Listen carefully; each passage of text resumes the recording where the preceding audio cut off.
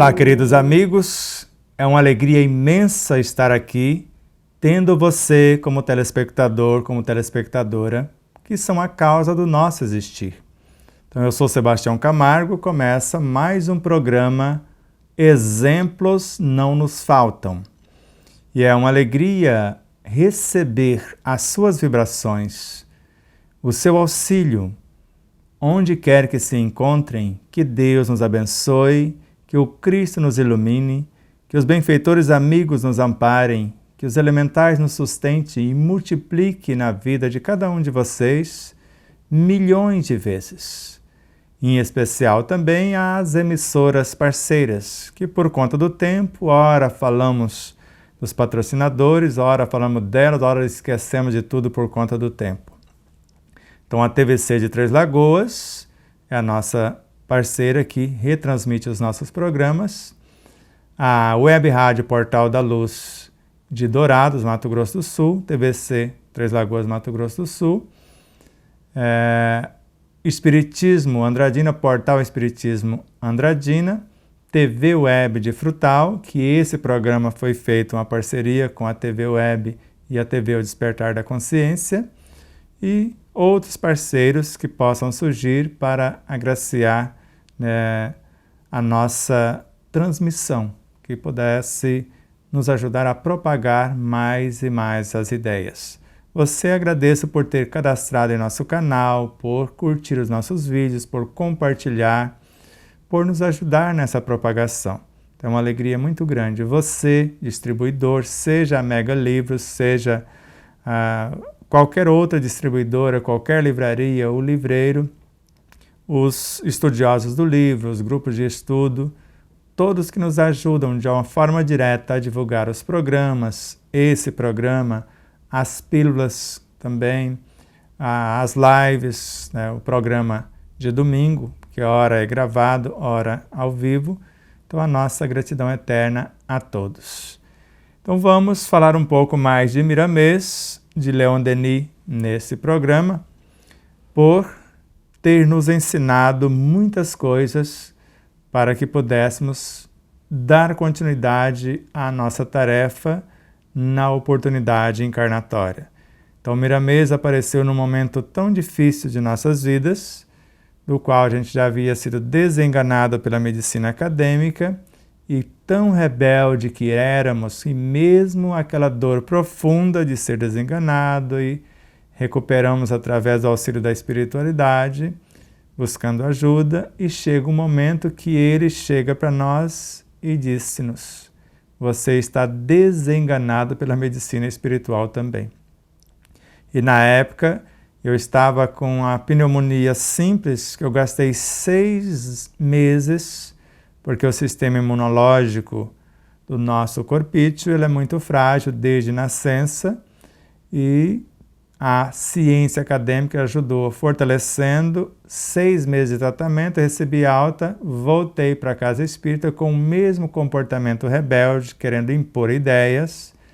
Eu tive uma pneumonia dupla.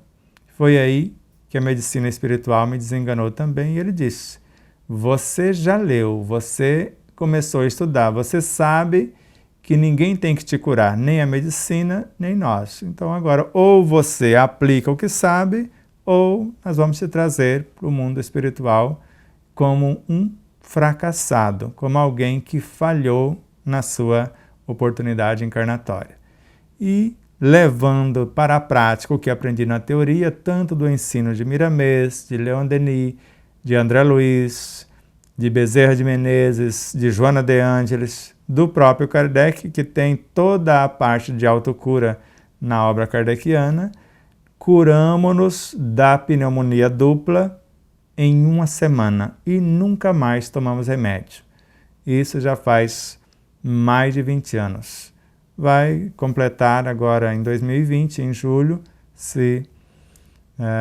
22 anos sem medicação de espécie alguma, porque aprendemos que temos um médico dentro de nós, uma farmacopeia com recursos inesgotáveis, e se eu conheço um pouco da anatomia do meu espírito, a sua fisiologia, a anatomia da alma encarnada, a mente, o perispírito, o corpo físico, o subconsciente, o inconsciente. Se eu tenho uma noção mais exata, se eu conheço um pouco da oração, da magnetização, então agora é a hora de vivenciar. E sei que a alimentação pode transformar-se em medicamentos também.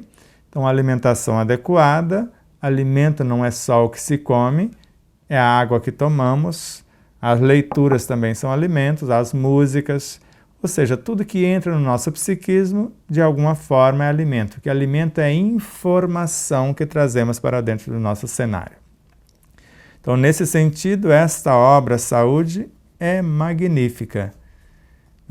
Então, a obra tem várias lições, né, no seu interior que nos chamam profundamente a atenção. Todas são magníficas, mas ele vai mostrar a usina humana, por exemplo, aí vai falar do ar que respiramos, a água que bebemos, vai falar da luz, vai falar de várias coisas, do banho que tomamos, do sol quando está nascendo. Nessa lição ele nos ensina a magnetização da água em frente ao sol, onde nós pegamos 2 copos, um vazio, outro pela metade. Eu vou trocando a água de copo, frente ao sol pela manhã. Sabemos que os cristos se reúnem na intimidade do sol, os governantes do sistema solar, sob a regência do espírito líder deste sistema, e nós vamos falando com eles e, ao mesmo tempo, trazendo a luz do Cristo, do Deus interior, do Evangelho em nós, e vamos trocando a água de copo, os raios do sol vai atravessando a água, a estrutura do ar vai permeando a água, que ela vai enriquecendo de forma para dentro com os elementos da natureza, trazidos pela luz do sol, pelo ar, desses cristos, o nosso sol interior, as nossas intenções, e ela vai imantando.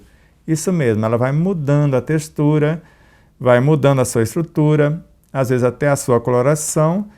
Terminou o seu pedido, a sua petição, a sua intenção, visualizando o que você pretende, quer seja a cura do corpo, a harmonia da mente, do psíquico, do moral, do emocional, toma um golinho, mastigando longamente, mentalizando o que pretende, coloque o restante numa vasilha de 1 litro, de 2 litros, de 10 litros, você que vai definir.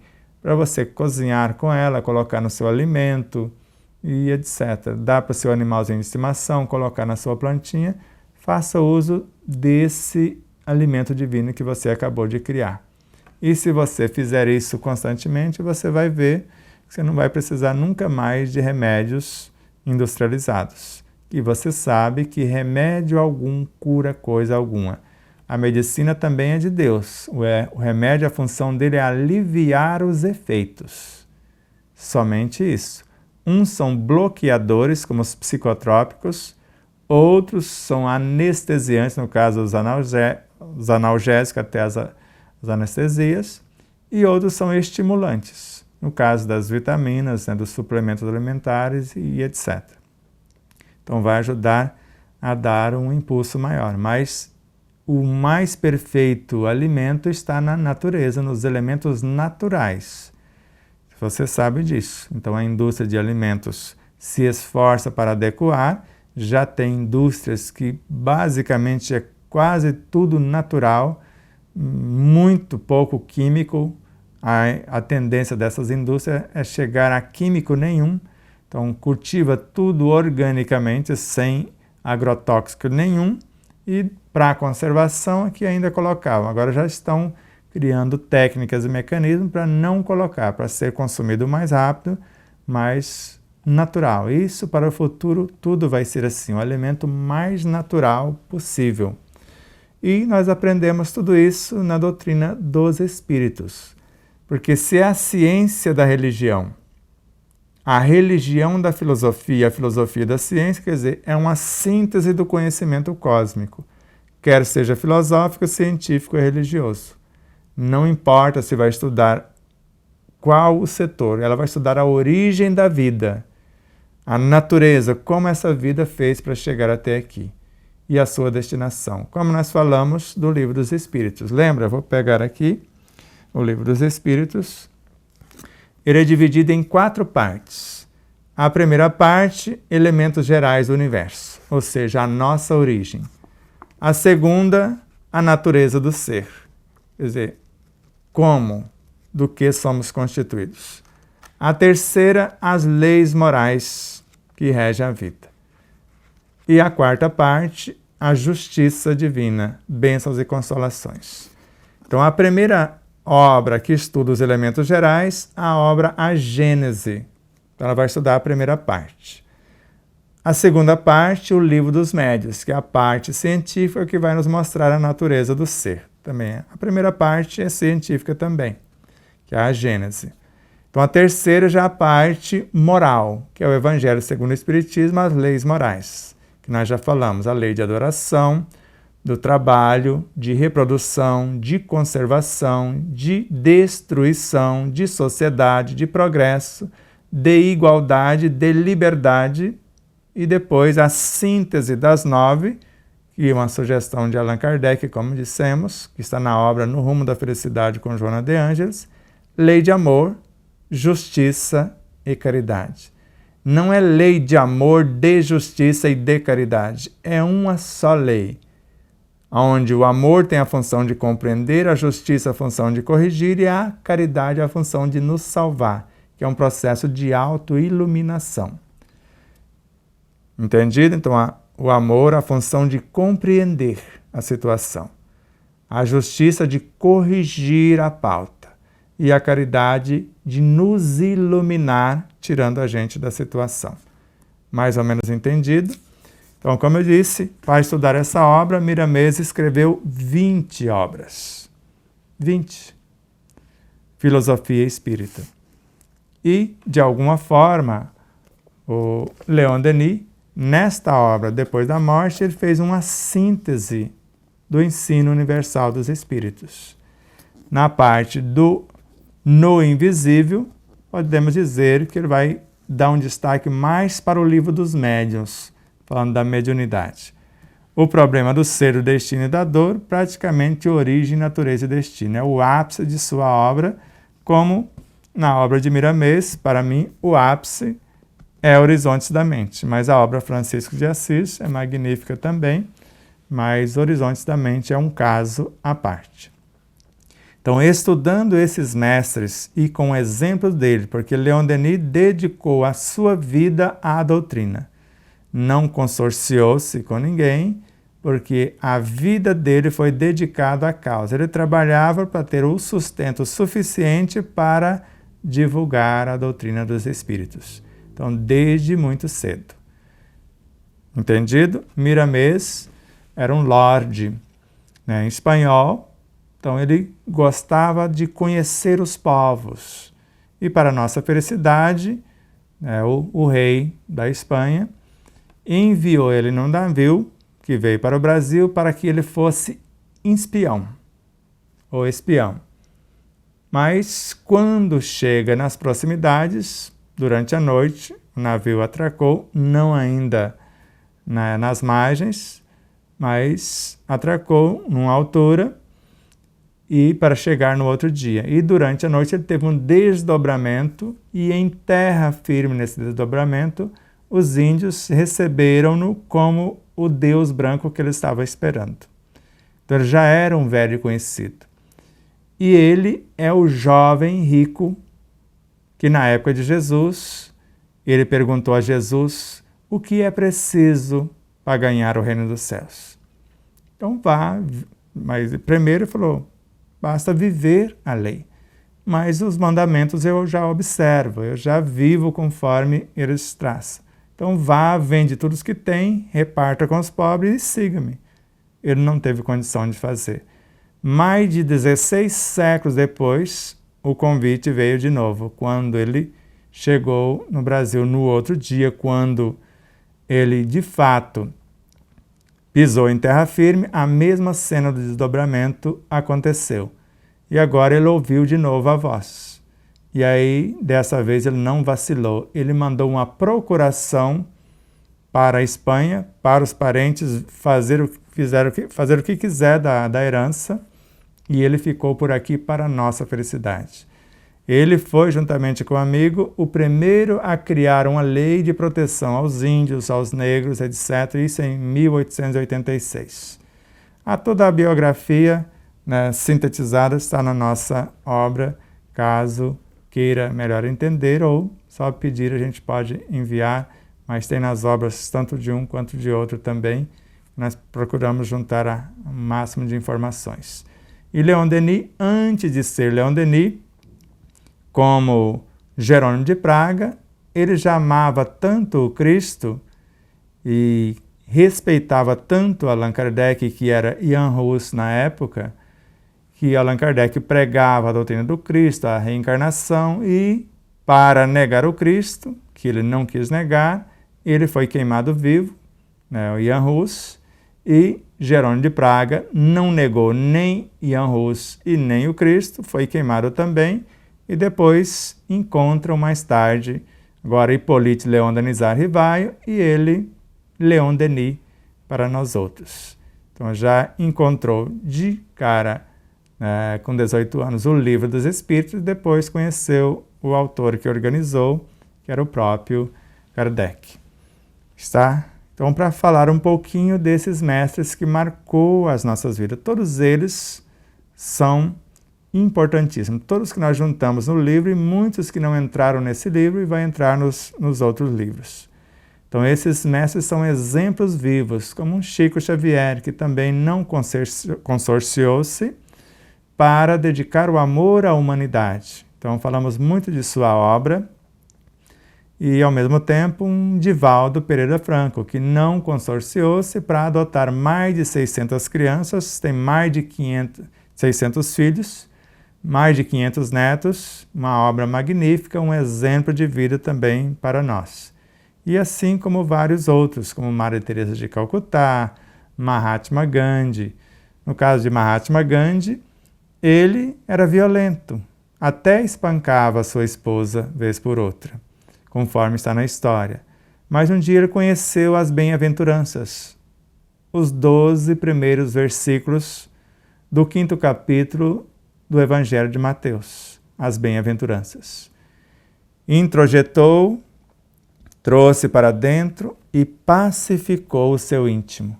Ele mesmo narra: para mim 12 linhas do Evangelho bastou, do Evangelho livro. Parece que para a humanidade o livro inteiro ainda não serviu para muita coisa. E cunhou uma frase: o amor é a força mais potente do cosmos e ao mesmo tempo a mais sutil.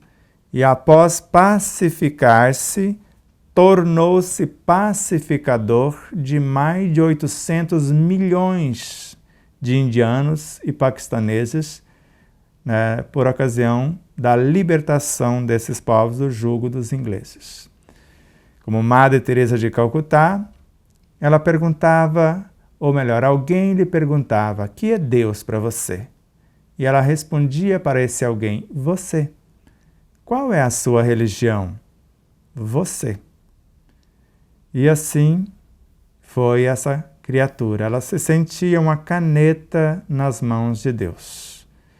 Alguém quis diminuir a sua grandeza dizendo: quem tu pensa que és? Você não passa de uma gota d'água num oceano. Eu reconheço que não sou mais do que uma gota d'água no oceano, mas sem mim o oceano seria menor. Então, alguém que no falar falava a linguagem dos assistidos, mas no amar dedicava ao extremo o seu amor. E assim esses mestres deram as suas vidas como exemplos para nós outros. Chico Xavier, mesmo corpinho, mais de meia dúzia de enfermidades, porque a humanidade que o procurava queria alívio e normalmente parece que ele assimilava a dor do outro e as chagras ficavam no seu corpinho. Eu sou neto de benzedor e os benzedores fazem assim. E deu conta do recado, deixou o seu legado, deixou o rastro de luz, assim como Divaldo Franco e esses luminares citados e tantos outros. André Luiz, que fora Carlos Chagas, não acreditava em Deus, mas fez um trabalho belíssimo por amor à ciência na área da medicina. E quando desencarna, aí fica conhecendo esse arquiteto cósmico e sabendo que a vida não acaba com a morte e deixou o seu legado.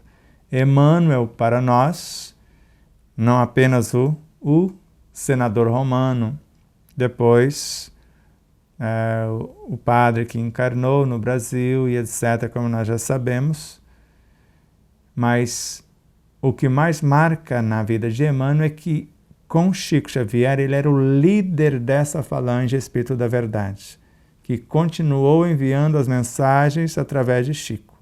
Então não chegava uma mensagem para Chico sem que passasse pelo crivo dele, pela sua anuência. Então ele é que determinava o que era para ser escrito. Então, por amor ao Cristo, por fidelidade a Allan Kardec, ele coordenava essa falange e todos que escreviam, que psicografavam, tinha que passar por ele para a sua aprovação e assim por diante. Com certeza tinha outros luminares que o auxiliavam nesta pauta.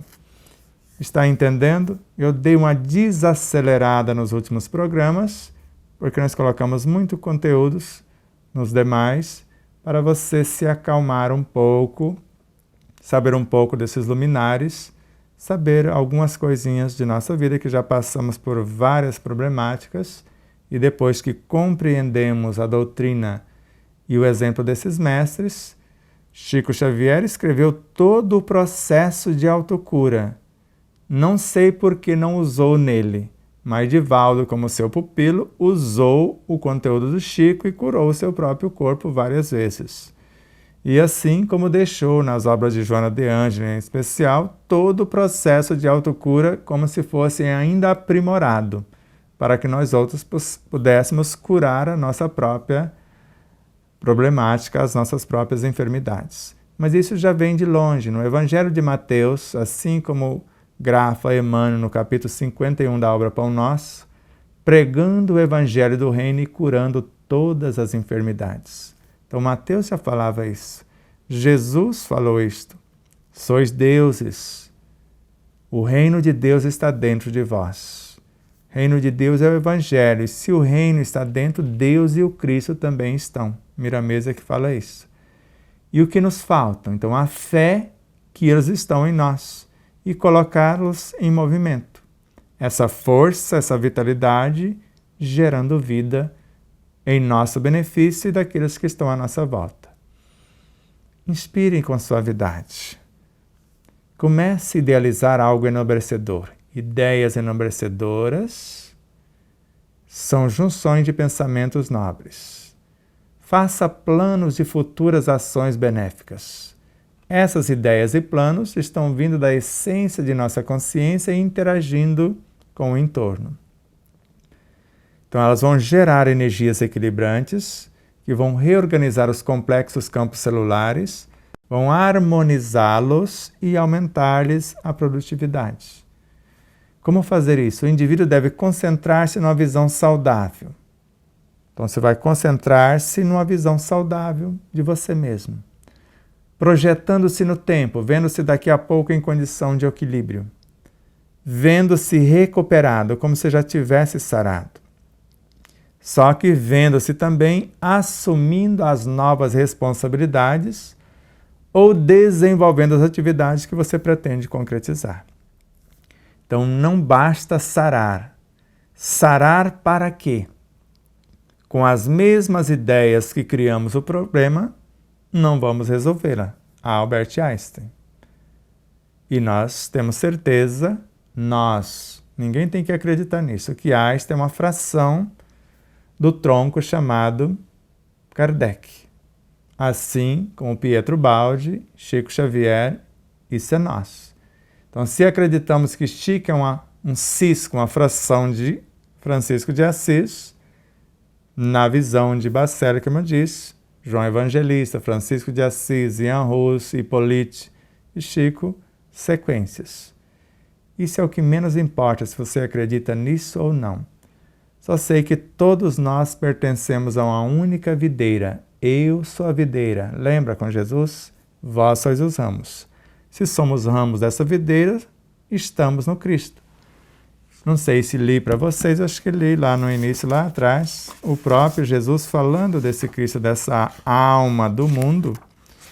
Então, onde ele fala todos os encarnados e desencarnados, vou ler aqui para finalizar o programa. A pergunta dele foi: os habitantes da Terra trabalham pelo seu adiantamento material? Considerai, pois, todos os espíritos encarnados e desencarnados como fazendo partes, ou fazendo parte daqueles que estão encarregados de fazê-la progredir, enquanto eles mesmos progridem. Quais os espíritos que estão encarregados de fazer a Terra progredir? O Cristo, cujo Jesus é uma fração, ou os guias da humanidade. De qual espírito você faz parte? De Jesus ou um desses emissários que são parte do próprio Cristo também? E aí ele continua: é a coletividade de todas essas inteligências encarnadas e desencarnadas, nela compreendendo o delegado superior, que é Jesus, o Cristo de Deus, que constitui, propriamente falando, a alma da Terra, da qual cada um de vós faz parte. Encarnados e desencarnados são as abelhas que trabalham na edificação do favo sob a direção do espírito-chefe. Ele é o cabeça, os outros são os braços. Isso está na Revista Espírita com Allan Kardec, de setembro de 1868. Então não é invenção nossa. A nossa função dentro dessa obra é estudar a obra, mostrar os autores e fazer algumas costuras entre uma citação e outra para também colocar a nossa contribuição. Então, a nossa gratidão profunda a você, a tudo que faz para nos ajudar, aos nossos patrocinadores, a tudo e a todos os seres que de uma forma direta ou indireta nos ajuda nesta missão de estudar, compreender e vivenciar a doutrina dos Espíritos. Um grande abraço, muita paz e até já.